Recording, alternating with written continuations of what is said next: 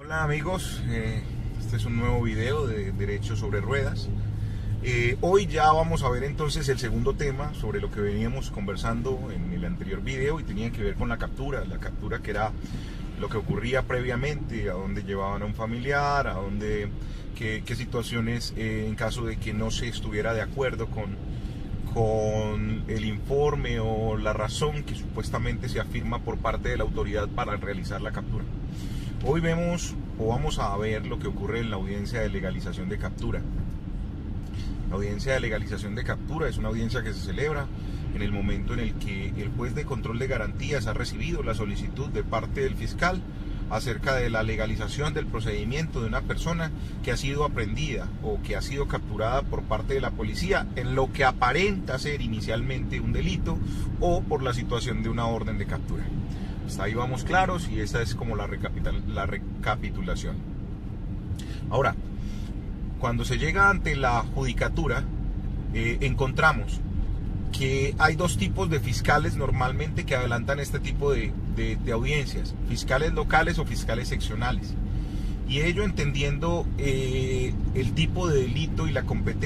complejidad del delito y la gravedad del delito. Los fiscales locales normalmente adelantan las audiencias de legalización de captura en los delitos que de alguna manera no son delitos tan graves como los delitos que manejan los fiscales seccionales. Básicamente esta situación no es, digámoslo de una manera definitiva, porque también existen fiscales de turno que muchas veces son fiscales locales, y el hecho de que sean fiscales locales o seccionales en algunos momentos no marca la pauta de la gravedad del delito. Solamente están en asignación. Entonces ese es un asuntico que eventualmente ya tendremos que explicar con más detalle en una próxima audiencia, en un próximo video. Ahora, cuando la persona llega privada de la libertad a la legalización de captura, lo que se hace básicamente, la audiencia empieza con una presentación de las partes. El juez pide que se identifique la fiscalía, pide que se identifique la defensa, pide que se identifique el procesado. Es muy importante siempre que la persona empiece por dar sus datos de ubicación de manera correcta, porque va a ser muy complicado en caso de una audiencia posterior, de la necesidad de una audiencia posterior, que se le pueda dar un beneficio a una persona o que le puedan sustituir alguna medida a la persona que no sabe dónde vive, o que no tiene claridad con relación a su número de teléfono, o que no tiene claridad con relación a su lugar de residencia. Entonces es muy importante que desde el principio la persona acredite o señale el lugar en donde puede ser notificada en caso de alguna citación. Ello también para ayudar a la defensa a que cuando llegue el momento de cualquier audiencia posterior se pueda afirmar con claridad que hay un arraigo, que esa persona tiene un arraigo, o sea, un lugar donde vivir, y que por lo tanto pues no es necesario dejarla detenida mientras se adelanta la investigación. Pero me estoy adelantando, no quiero confundir. El hecho de que se diga el lugar de la residencia es simple y llanamente para que esa herramienta quede creada, no porque se vaya a discutir dentro de esa diligencia. Entonces, luego de que realizan las presentaciones las partes, el juez le concede la palabra a la fiscalía para que establezca por qué se considera que la persona que ha sido capturada ha sido bien capturada. En ese evento el fiscal tiene que establecer unas circunstancias de tiempo, modo y lugar que dejen en claro al juez de control de garantías que la persona que fue capturada lo fue obviamente en una situación de flagrancia, o con las manos en la masa, o con una expectativa muy cercana de realización de una conducta que se investiga como delito. Luego de que ese relato se hace, el fiscal tiene la obligación de señalar que a esa persona se le preservaron todas las prerrogativas legales, supranacionales y constitucionales. O sea, que fue bien tratado, que su derecho a la dignidad fue de alguna manera realizado o efectivizado, y además de ello, que la persona ha sido conducida en el término establecido por la ley. O sea, que no ha superado 36 horas después del momento de la captura.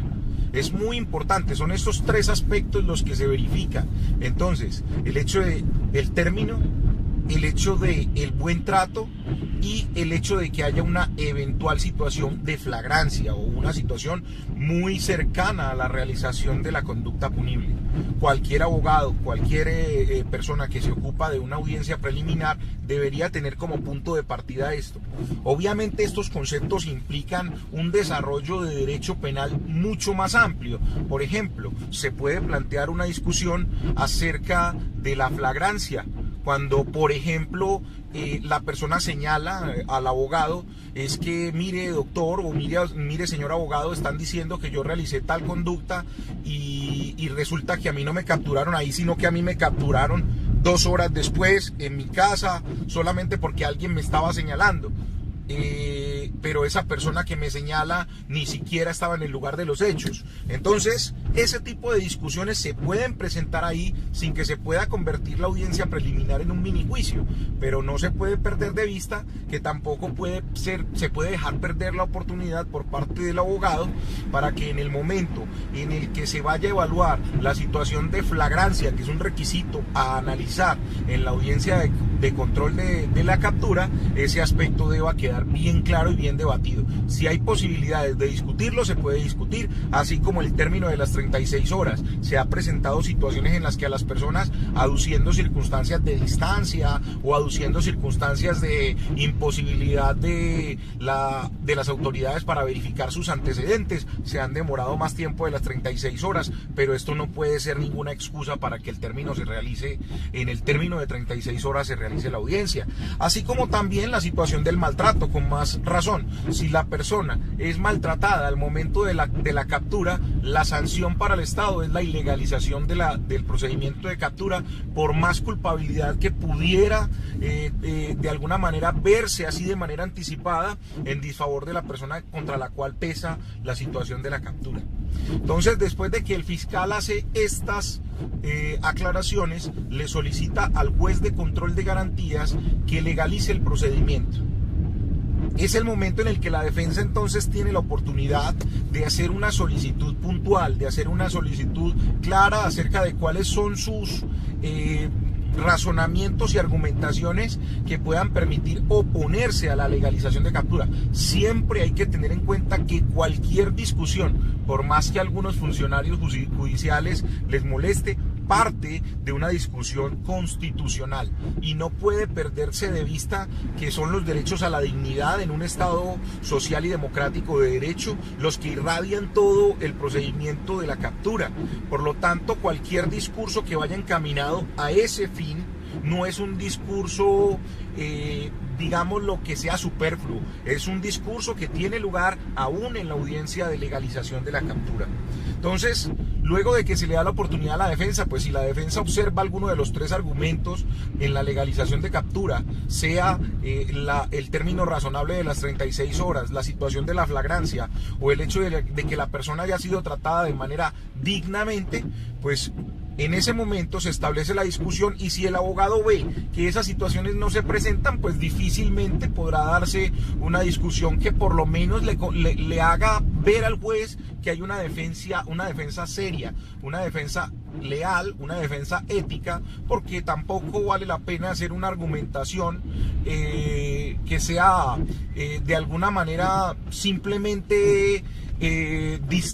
distractora de los puntos principales, o sea, una defensa desubicada. Eso de alguna manera hace perder confianza en el abogado que está realizando la solicitud, por más que en algunos casos se quiera mostrar de alguna manera algún tipo de actividad, pero vuelvo y digo, la actividad que debe realizar la defensa es racional y debe apuntar a estos aspectos. Muchas veces para la defensa, una defensa que conoce, se nota porque sabe los hechos que se discuten en esa audiencia y así los deja en claro, los repasa, y si no encuentra ningún elemento que indique que alguno de esos elementos fueron violados, en ese momento admite o acepta la legalización de la legalización de la captura como un hecho que no tiene trascendencia ni siquiera sobre el hecho de la culpabilidad o inocencia de una persona.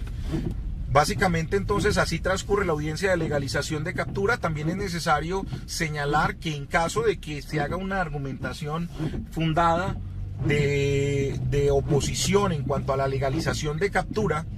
existe la posibilidad de apelación pero siempre teniendo en cuenta que los motivos de apelación no son nuevas argumentaciones ni nuevas pruebas para que el juez valore, sino de alguna manera la queja al superior jerárquico del juez de control de garantías sobre el hecho de la inconformidad con relación a la legalización que se ha presentado. Entonces, también existe la posibilidad para la Fiscalía exactamente de lo mismo en caso de que le declaren ilegal la captura, y ello es que la Fiscalía puede presentar argumentación a un juez de segunda instancia para quejarse acerca del procedimiento que el juez de primera instancia o el juez inicial de control de garantías ha declarado como ilegal. Entonces, amigos, este es básicamente el contenido de la audiencia de la legalización de la captura, los aspectos que se evalúan por parte del abogado, la recomendación para las personas cuando se encuentran en una audiencia de legalización de captura en calidad de capturados es, si bien es cierto, esta no es una audiencia en la que a la persona se le permita participar de una manera activa, sí podría llegar a ser llamado como testigo, pero también la persona podría dejar las constancias en cuanto a fui maltratado, siento que no corresponde a la verdad lo que están afirmando, por lo tanto estos hechos son los que se generan para poder determinar una captura legal.